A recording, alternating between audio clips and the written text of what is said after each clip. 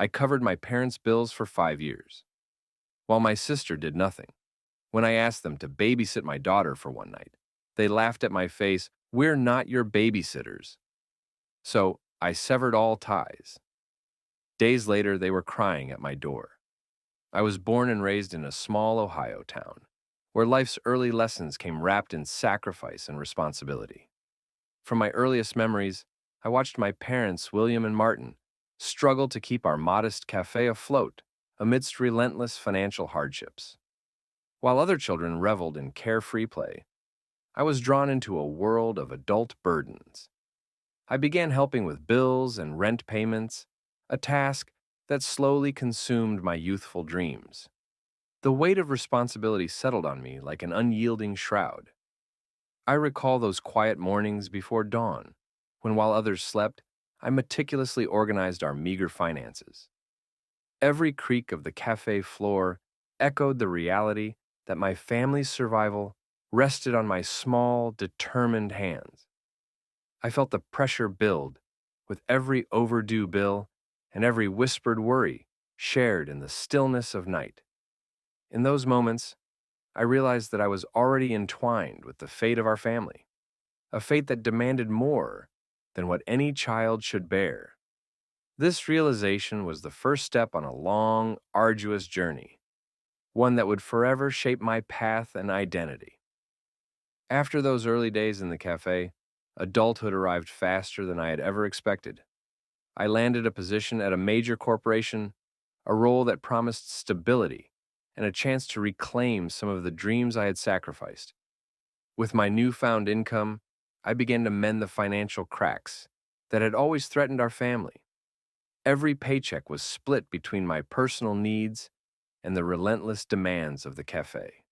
I became the family's unwavering financial pillar, the one they could always lean on. It wasn't just the bills or the rent that weighed on me. It was the unspoken expectation that I would always be the solution. Each time our cafe needed extra funds or an unexpected expense emerged, I found myself stepping in without a second thought. Meanwhile, my sister Brooke drifted in and out of the picture, her contributions conveniently absent, her excuses as endless as the challenges we faced. I began to feel that my hard-earned stability was merely a safety net for others, leaving little room for my own aspirations or happiness. Every sacrifice, every financial compromise, chipped away at a part of me that yearned for recognition beyond being just a provider. As the years passed, a heavy cloud of injustice and exhaustion began to settle over me. Each time I watched the cafe's bills pile up, or heard the familiar excuses from my sister Brooke, I felt a deep, gnawing resentment. It wasn't just about the money, it was the unspoken truth that my endless sacrifices were taken for granted. I started to see my relentless support as nothing more than a safety valve for everyone else's problems, a burden that suffocated my own dreams.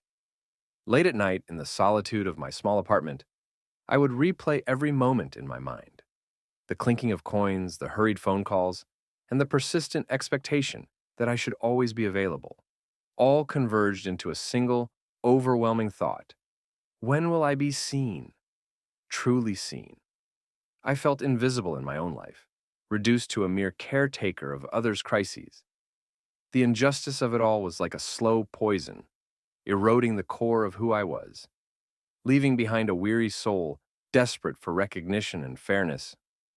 One seemingly ordinary afternoon evolved into a turning point that shattered my long-standing assumptions about duty and family. My wife Jessica had organized an important event, one that held the promise of new beginnings for us, and we desperately needed someone to watch over our little daughter, Emily. With a mix of hope and trepidation, I reached out to my parents, believing that after years of unwavering support, they would at least understand my need for assistance. Instead, I was met with icy indifference. My parents dismissed my plea, insisting that the relentless challenges of their cafe left no room for additional responsibilities, while my sister Brooke's reaction was laced with sneering disbelief. In that painful moment, I felt an overwhelming surge of betrayal. The very people who had long relied on my sacrifices now treated my request as an inconvenience. Their callous dismissal wasn't merely a refusal of help. It was a stark repudiation of every sacrifice I had made, leaving me questioning the true nature of our family bonds. After the harsh rejection that afternoon, a simmering anger and deep sorrow began to overtake me. I spent that night in a restless spiral of thoughts, questioning every moment I had ever compromised. I realized that my constant sacrifices had blinded me to the truth. I was not valued for who I was, but merely as a convenient solution. In the solitude of the midnight hours, the layers of self-doubt and unspoken resentment peeled away, revealing a raw and vulnerable truth. I began to see that the endless obligations had cost me not only time and money, but the very essence of my identity. As the clock ticked on, a bitter clarity set in. I was being used, my life commandeered by the needs and excuses of others. In that painful, unguarded moment, I vowed to reclaim my dignity. I understood that the path to healing lay in asserting my own worth, in setting boundaries that had long been ignored. This internal awakening marked the point of no return, a moment when I finally resolved to put myself first. I knew something had to change, so one cool morning I drove to Cleveland, determined to confront my parents face to face. With a heavy heart and trembling resolve, I stepped into their modest new home, a place that had replaced the old cafe's memories with a stark, cold reality. I wasn't there to seek forgiveness or plead for understanding. I was there to demand accountability. Standing in the living room, I met their eyes, now distant and dismissive. "I can't keep carrying everyone's burdens," I declared, my voice firm despite the turmoil inside. Their response was a mixture of confusion and defensiveness. They insisted I was just too caring, while Brooke casually interjected, reinforcing the idea that my sacrifices were expected rather than valued. Every word they spoke felt like a fresh wound, yet with each painful admission, I felt an inner liberation.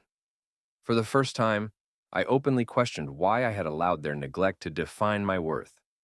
The confrontation was raw and excruciating, but it was a moment of undeniable truth, a moment when I finally reclaimed my narrative, even if it meant standing alone.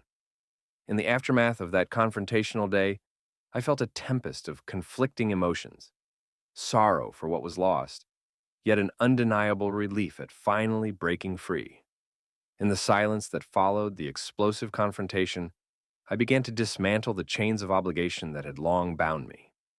That night, after returning to my modest apartment, I sat alone in the dim light, reflecting on the years of misplaced loyalty and unreciprocated love. I realized that clinging to the past would only keep me tethered to a life where my sacrifices were expected, not celebrated. Determined to forge a new path, I methodically severed every financial and emotional tie that still linked me to the old dynamics. I canceled automatic transfers, closed shared accounts, and unfriended those who thrived on my vulnerability. With every decisive act, I felt a weight lifting, a liberation that was both terrifying and exhilarating.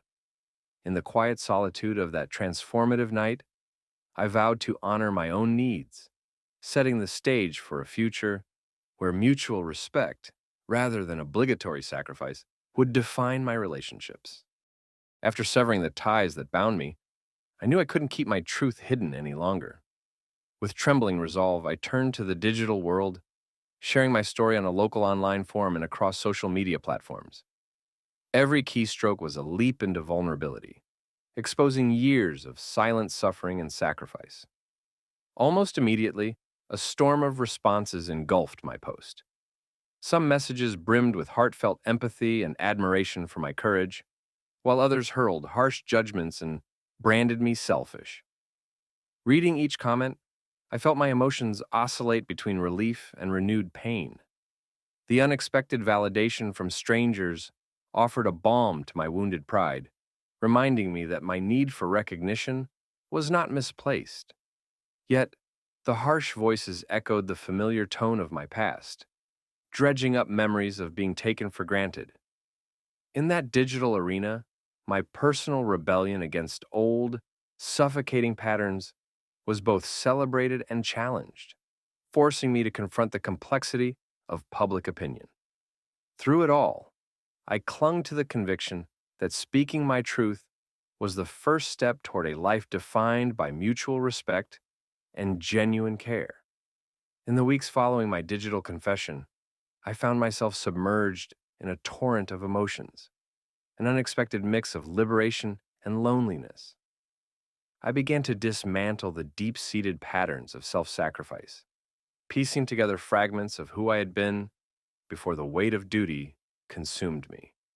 I spent long hours reflecting on my past, allowing the pain to reveal lessons I had long ignored. Every memory was a mirror, showing me both the man I once was and the man I was forced to become. In the quiet moments of self-reflection, I recognized that my worth was not tied to the approval or support of others. I started to rebuild my identity, brick by brick, embracing the vulnerabilities that came with honest self-assessment. It wasn't an easy process. Every step forward was met with echoes of doubt and lingering guilt.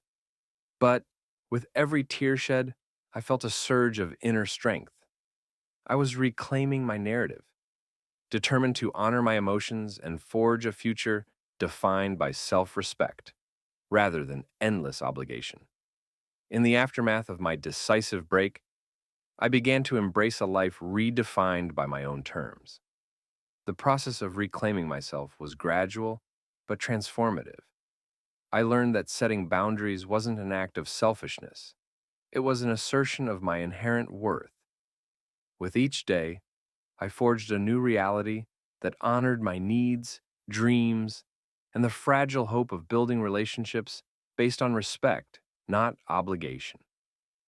I started investing in myself, pursuing long-forgotten passions, deepening connections with those who reciprocated my care, and finally feeling at home within my own life. The scars of the past remained, but they now served as reminders of the strength that emerged from my pain. I discovered that the journey to emotional freedom was both solitary and shared, a quiet revolution that began in my heart and extended outward.